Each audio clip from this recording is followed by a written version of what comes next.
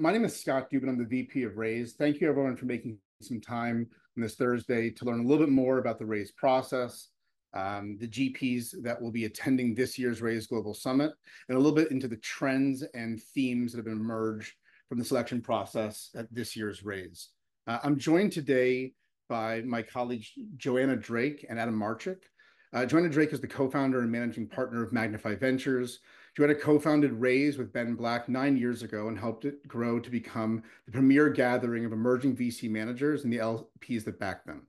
Joanna founded React TV, Moxie, and the award-winning cable network Current TV. She's an entrepreneurial leader in the venture industry, including being the first operator angel investor with Broadway Angels, general partner at Core Ventures Group, and an active leader in the All Raise movement. Adam Marchick is a partner at Akkadian Ventures, where he leads Akkadian's fund-to-funds practice. Over the past 20 years, Adam has the unique experience as both a founder, general partner, and limited partner.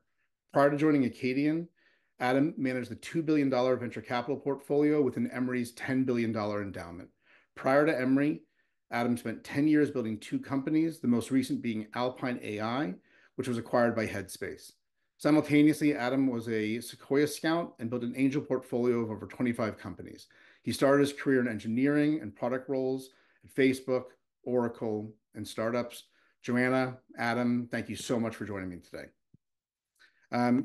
Before we kick into the conversation, I want to take a moment just to thank the sponsors of this year's Raise Global Summit. It's because of their partnership that we're able to keep Raise growing, and we're exceedingly grateful for their ongoing support of the Raise community. Before we get too far into this year's Raise, I want to take a step back and invite Joanna to give us a bit of history on Raise, how it came together, what the intention behind it was. Thanks, Scott. We know so many of you are joining us for the first time today with our Raise community, so we did want to take a second for the origin story. And it was almost 10 years ago that I was starting to raise a second fund for my first venture firm. And I was puzzled as to why it was taking me so long. So I knocked on the door of my close friend and very successful venture firm builder, Ben Black from Akkadian Ventures. He was generous with his incredible market insight and even placed a few calls to his own LPs that led to immediate commitments to my fund. And it occurred to him that so many of our most talented friends were hanging out their shingles as emerging managers, but that they lacked a trusted community of peer advisors like him, and they were missing a playbook for new venture firm building, and there was certainly no map to help them navigate the complex ecosystem of LPs. So Ben had this great idea. We could build a marketplace promoting the best of new managers to LPs who were interested in young funds, but didn't have the resources to do all the diligence work on what was rapidly becoming an exploding field of managers. As Scott said, now we're approaching our 9th year of this fall summit, and it has been a significant but beloved ongoing volunteer effort on all of our part.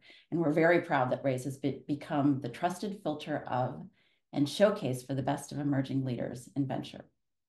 Scott, tell us about this year's summit. So for this year's Raise Global Summit, we have seen the highest number of applications in Raise's history. We had almost 900 applications come in, 872 applications, which 796 were qualified, and we've selected 102 firms to attend Raise.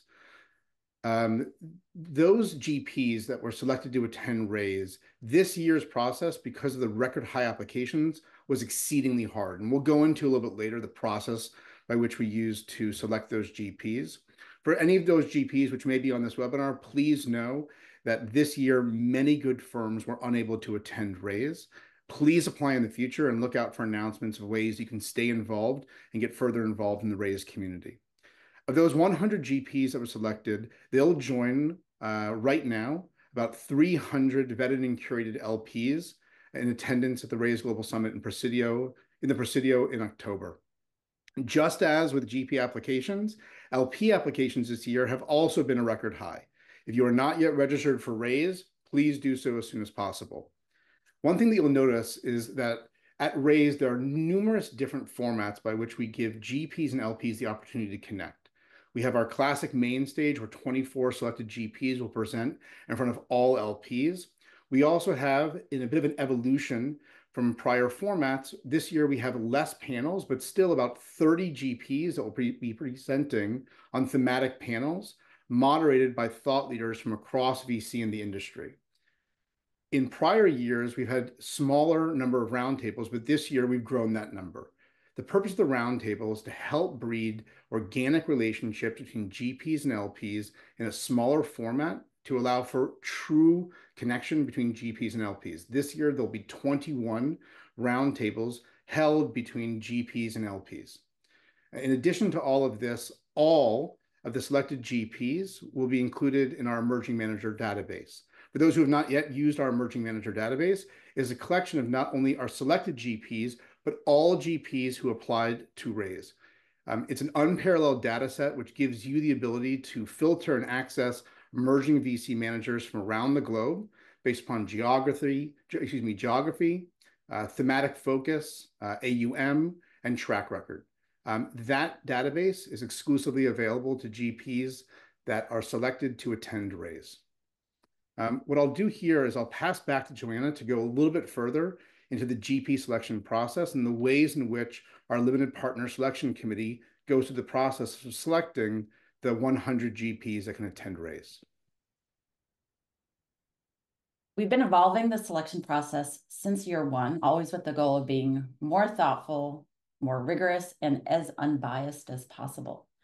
So with the help of experienced collaborators over the years, like John Austin Saviano and Eric Sipple, and a lot of continuous feedback from LPs who attend raise every year, we've honed in on a basic evaluation framework with 6 key criteria. Each qualified applicant is quantitatively rated on the strength of their competitive advantage, their ability to deliver outstanding returns, how competitive their track record is, the suitability of their backgrounds for their investment strategy, how differentiated and value-adding their support for portfolio companies is, and finally, how compelling their partners are as leaders based on their own individual achievement. We've experimented with the weightings and the wording over the years, and we're always open to suggestions on this framework, but we have heard from our participating LPs that it is quite a robust and stringent framework and process. Next slide. One of the best decisions we made many years ago was to formalize an LP selection committee. Each year, we're bringing together a broad range of veteran fund evaluators from some of the most prestigious organizations in the venture ecosystem. As you'll see from these logos, it includes family offices, fund of funds, endowments, and some of the world's best financial advisory firms. Given the volume of admissions this year, we were particularly grateful for these 35 partners who were generous and committed in helping us to read lots and lots and lots of decks. It's important to know for all the submitting managers that their materials were comprehensively reviewed and scored by at least 2 members from these 35 partners. On top of their basic weighted scoring that they produced, we as Raise also apply a small handicap for those who attended last year. And then we also give extra points for perseverance, essentially if you had applied but were not invited last year. And we also give extra points if there are diversity amongst their investing partners. On top of all this review and ranking, we also do a final re-review for firms that are on the bubble, say between 80 to 150 in ranking, and those who had significant disparities in their evaluator scorings. So in the end, most firms, certainly in the top 50%, had more than 3 reviews, and some had up to 6. Scott, do you want to tell us about who applied this year? Thank you, Joanna. So as we said, this year we saw a record high number of applicants to raise with 872. They represented close to 36 billion in current AUM with a fundraising target of 100 billion. 773 of those funds were in market. When we look at where they came from, we truly had a global base of applications for this year's raise. 41 GPs from 41 separate countries applied to attend raise, with some of the largest concentration in the Bay Area, East Coast, and also coming from Europe and Asia. As you can see here, there was a strong diversity of focus on investment stage. When we look into who was selected, it goes down to 102 firms, Current AUM of those firms is 7.5 billion, and the average AUM is 73 million. So even with that very large combined AUM, the average size of a raise GP is still below 100 million AUM. 95 of those firms are in market either this year or in the first half of next year. And there's a current fundraising target amongst those 102 firms of 5.7 billion. As you can see here on the location piece of the slide, we were a little more heavily weighted towards the Bay Area and the East Coast. But what's very interesting is that the GPs who are attending this year truly represent a global view of VC. We have GPs flying in from around the world, from across the United States and Canada, and many coming in from Latin America. We also see that the investment stages that they're focused on range from accelerator and pre-seed all the way to growth. So for those who may be unfamiliar with the raise selection process, we look at firms who are beneath 200 million AUM. We also select growth funds that are in their first and second fund. And so those funds are also going to be represented at this year's raise. I think a very interesting thing that we saw within the selection process is that the diligent LP selection committee truly looked not at the geography of where GPs were, but the quality of the application and the quality of the offering. So while there may be some weighting to the US, it truly was a global view in the way in which we brought together raise. Let me pass it to you, Joanna, to speak a little bit about the diversity of the GPs that will be attending. Since we founded Raise, we always believe that the future leaders in venture will be more diverse. But we also recognize barriers to entry for women and underrepresented minorities. So we are continuously, number one, partnering with diversity-focused channel partners like All Raise and steering committee members like Pivotal Ventures and Next Legacy to source a diverse pool of applicants. And two, we are actively collecting every year manager self-reported diversity data, including race and ethnicity, gender and sexual orientation, and veteran status. We're proud that in the last couple of years, over 80% of the Raise firms have a woman or a person of color in an investing partner role. That's up from 60% in 2018. And as you can see from this slide, last year we started collecting diversity based on ownership of the firm. And this quick snapshot reinforces the fact that the Raise community continues to outperform industry benchmarks in diversity here as measured by ownership. You see almost 1/3 of the firms selected have female owners, and almost 1/2 of all firms selected this year have owners who identify as people of color. Let's talk a little bit about thematic focus. Not surprisingly, we've continued to see a market trend away from generalists and towards thematic investors who have an obvious opportunity to differentiate themselves both with LPs and founders with domain expertise and specific company building capabilities. Of those who applied this year, over 2/3 had a thematic focus. A lot of areas that will not be a surprise. Lots of applicants in AI, deep tech, vertical software, always a healthy enterprise SaaS applicant pool. Perhaps more surprisingly, a significant decline in fintech applicants, and true to recent trends, still sparse number of consumer firms applying. Let's look at who got selected. Overall, the selected firms mirror the thematic applicant pool in terms of almost 70% having a thematic focus. But we're also seeing that the GP trends don't always directly tie to LP appetite. Of course, we always see a strong representation of enterprise and SaaS firms being selected. Again, perhaps surprisingly, even with a significant decline in fintech applicants, there was a 20% decline this year. Fintech was still well represented in the top 5 categories. Clean tech firms were less well ranked than one might think in the broader universe, while biotech and cloud popped up into the top 10 category list. And meanwhile, consumer and impact funds were decidedly unpopular, not making the top 10 ranks. Let's hear a little bit about the deep dive into AI. Adam? Thank you, Joanna. Well, As we're seeing, AI is permeating every sector and every vertical. And what's very telling is that in deep tech, quite a bit of AI expertise managers are focused on biotech, healthcare and genomics, and health and wellness. We're also seeing in deep tech plus AI, neurotechnology, and defense. I will give a nice shout out to Peter Thiel and Vinod Khosla. They have supported a number of these new funds who are attending Raise, building the next generation of deep tech firms. In enterprise software and vertical software, many of these GPs come from building multi-billion-dollar software companies, or they had a 10+ year track record of investing in software companies. They are seeing AI inside every new software company they fund.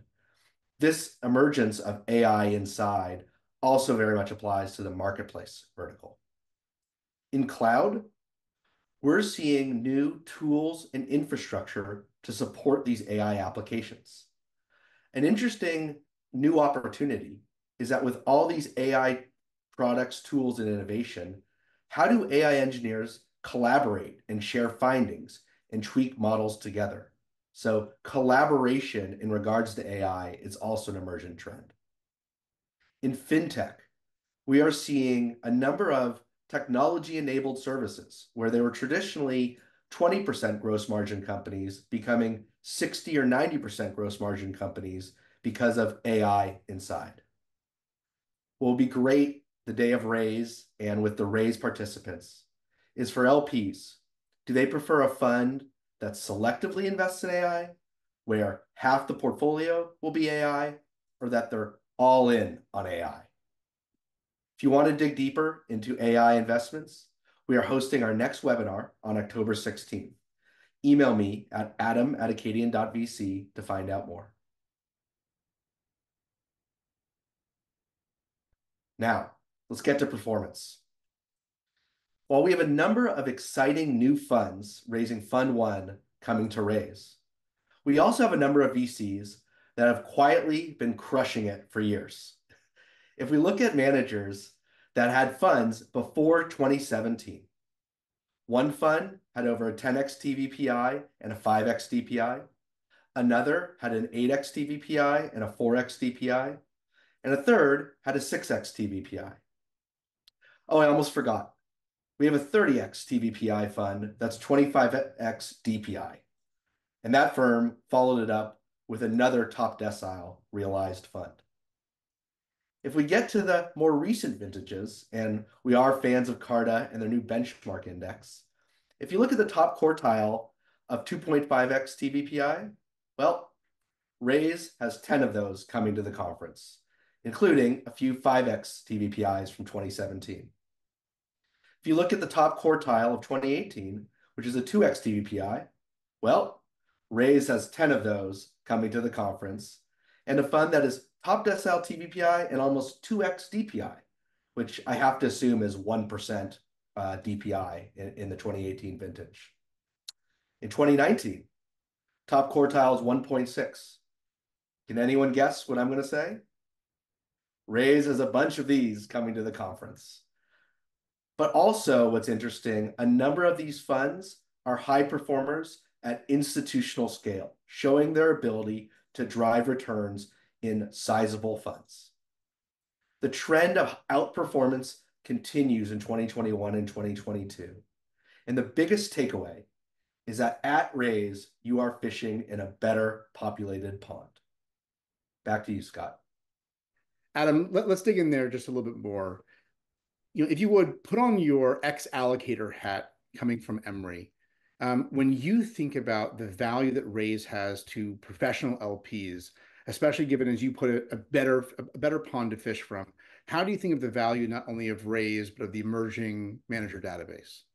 I remember I went on a mission at Emory to add funds that were sub 100 million in size. And over 2.5 years, I did 400 first meetings. So that's 400+ hours. Coming to Raise, there's 872 participants and 100 that have already been vetted and selected by multiple LPs. So the amount of hours and time is astronomical in the savings. And then we looked to the database. A number of times as an allocator, I had specific mandates, whether it be Latin America or biotech. And with the portal, rather than hunting and pecking, I have a comprehensive database of thousands of firms where I can whittle down for my specific needs. So the ability to reduce hundreds of hours of initial screens and first meetings is truly a gift of Raise. So I saw the first question come in from Regina Green, which I'll answer in just a moment. But if you do have questions, please do look for the Q&A bar and enter them there. So Regina asked, if we are unable to attend the summit this year, is it possible to get access to the manager database? The short answer is no. Every year, just like on the GP side, we have hundreds of LPs that request an invitation to attend Raise. We think that one of the most valuable parts of the Raise community is bringing together GPs and LPs, especially LPs who are specifically focused on emerging managers. And so if you do have specific interest in gaining access to the emerging manager database, and for some reason you're unable to attend Raise this year, please reach out. My email is easy to find. Or you can reach out at community@raiseglobal.co, and we can see if we can find something. But what's very interesting from that database, just to give an interesting point there, is that as that application process runs, not only is it the 102 selected GPs that are entering into that database, but right now, I believe our current count is 680, up from the 660 that was in the slide. 680 GPs have opted in to have their information presented in the portal.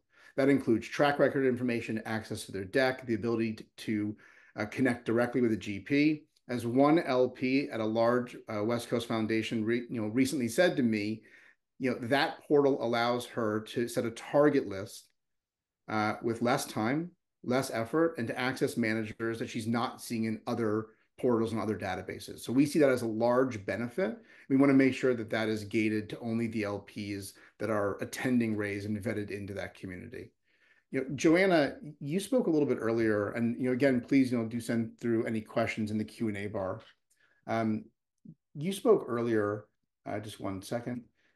You spoke earlier about the evolution of Raise over 9 years and the ways in which we've oriented and focused on the different communities, LPs and GPs within the Raise community. From this year's application process, maybe you can talk a little bit about the ways in which limited partners collaborated and some of the more difficult processes that were pushed together to make sure that we were selecting the best 100 GPs.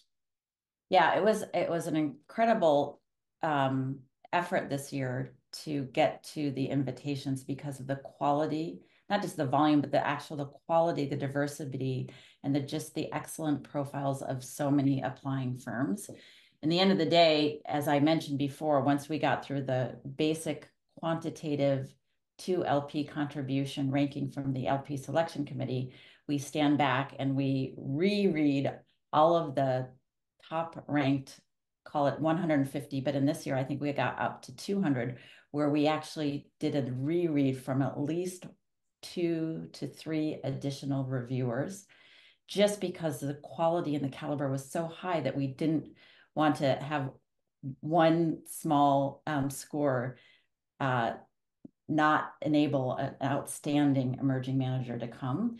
So hence the additional reviewing and re-reviewing to get to that 104 invitation list. But the caliber was so high that we really had some extensive conversations in the final review, just to create the most diverse pool from a geographic perspective, from a thematic perspective around what would be most intriguing to the LPs attending Raise this year. But there were some heated arguments about the final lineup. So just to know, the caliber was so high.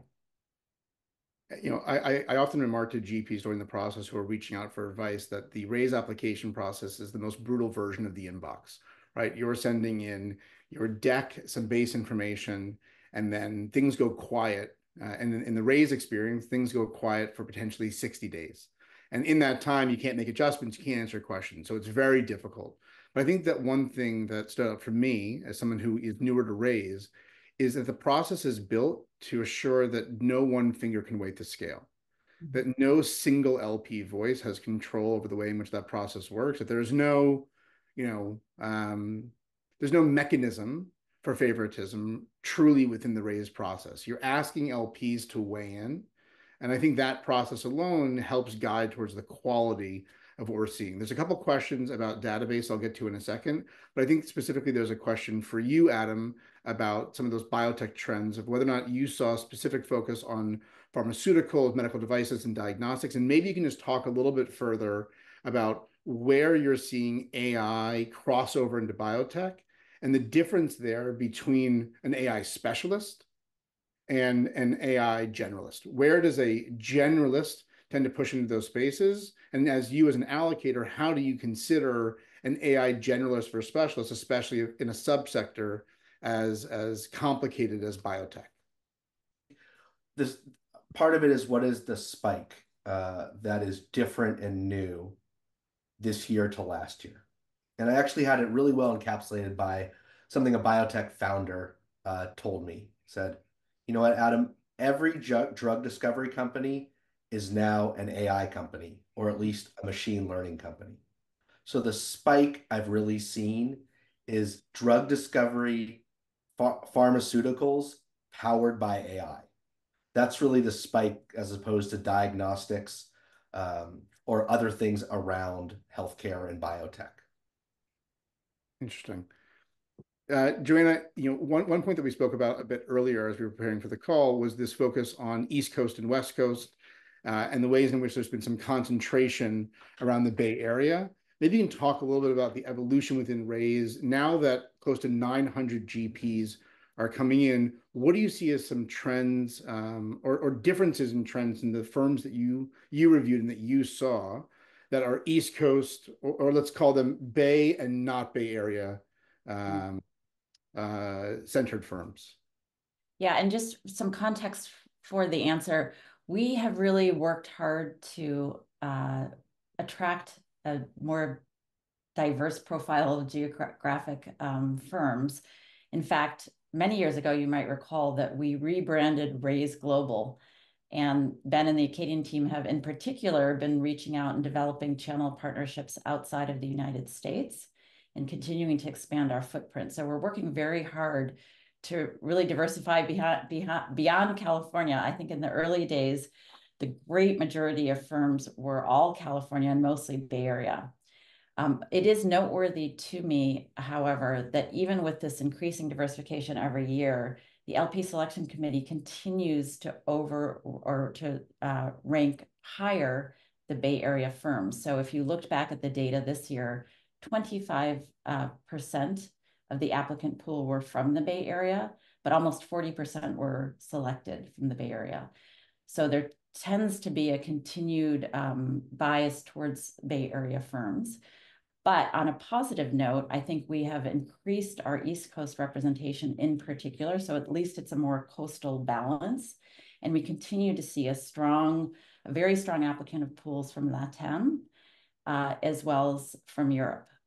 Year by year, we've seen a different level of interest from LPs in attending, for example, breakout sessions and thematic conversations around international investing.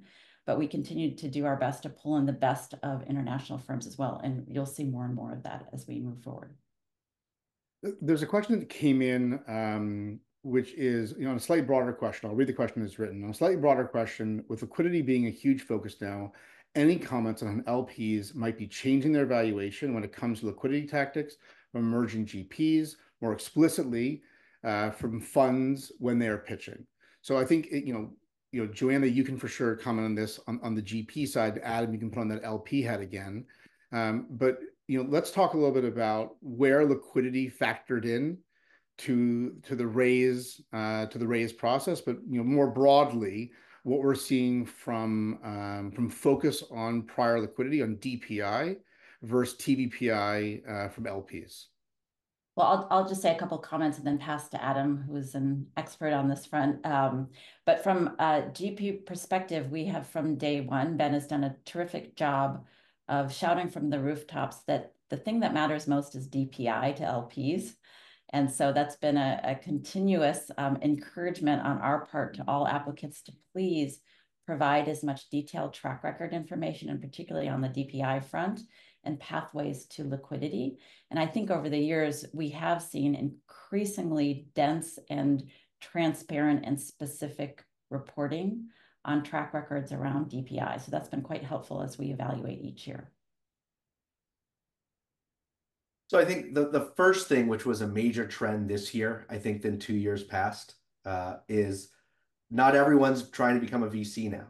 And so I think there were much fewer GPs that were 4 years work experience or 2 to 3 years at a sandhill firm than spinning out to raise their funds. And in both those cases, they typically had no track record of DPI, right? Where now a lot of our applicants have been investing, whether as an angel or as a VC, for a number of years. And so they have investments that are 6 or 7 years old, and we'd expect to start seeing DPI.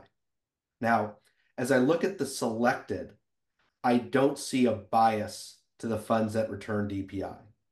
I do see a bias to have been a leader or an investor in landmark companies that are valued highly and are generating hundreds of millions of revenue. And whether that person has sold that position or not, it's a known entity and a known enterprise value that LPs can infer potential DPI from. So it's a good point, Adam. Thanks a lot. There's a couple questions specifically about, I think, the global piece of things.